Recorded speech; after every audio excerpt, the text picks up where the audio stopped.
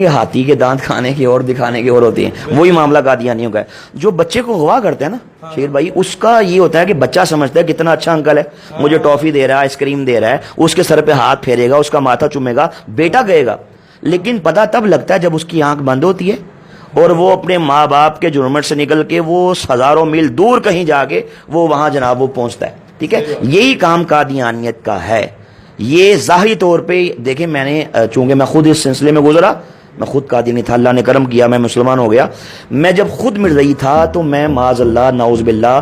ایک تو اسلام دشمنی کے بارے میں میرے دل میں تھا، مجھے بتایا جاتا تھا کہ ہم نے پوری دنیا کے اندر احمدیت کا جھنڈا لہرانا ہے، یہ خود کو احمدی کہتے ہیں، ہمیں غیر احمدی کہتے ہیں، اور اسلام معاذ اللہ مٹے گا، تباہ و برباد ہوگا۔ اور یہ ہم سے کہتے تھے کہ تم ظاہری طور پہ مسلمانوں سے محبت سے ملو،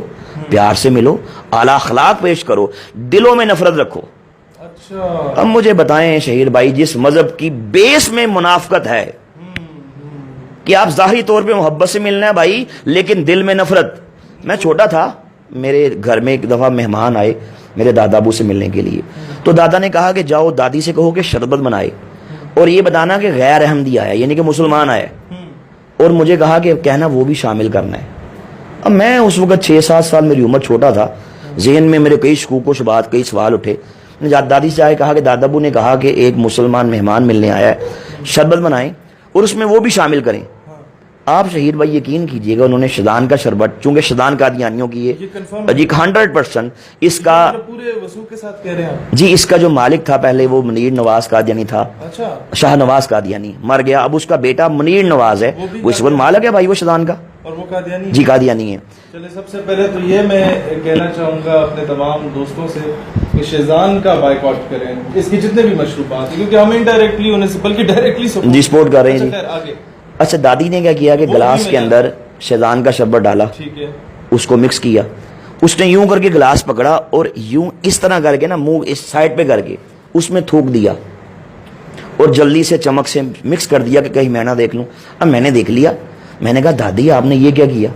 آپ تو بڑی گندی ہیں۔ اب بچہ ہوتا ہے نا، میں نے کہا آپ تو بڑی گندی ہیں، آپ نے شربت کے اندر تھوک کو شامل کر دیا۔ دادی نے کہا چپ، اپنی زبان پہ تالا لگا لو،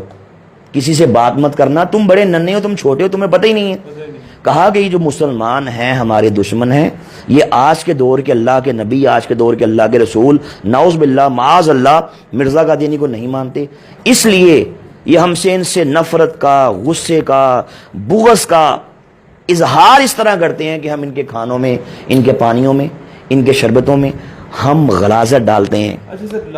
ہم پیشاب کے قطرے شامل کرتے ہیں معاذ اللہ۔ اچھا جی، جب کوئی مسلمان ہمارے گھر میں آئے ہم اس کے کھانے میں یہ ڈالتے ہیں، یا ہم کسی مسلمان کو یہ بھیجیں۔ اچھا، کہیں فوتگی ہو جاتی ہے کسی گاؤں میں تو جو بڑا رائل فیملی سے تعلق رکھتا ہے قادیانی، وہ ایک سمپتھی گین کرنے کے لیے اپنے گھر سے روٹیاں بھجواتا ہے ساروں کے لیے، جی جی، وہ بھی یہی کام کرتا ہے؟ یقیناً کرتا ہے جی، میں نے اس کی دیکھیں، ہمیں کہا جاتا تھا کہ مسلمانوں سے اس طریقے سے نفرت کا اظہار یوں کرنا ہے،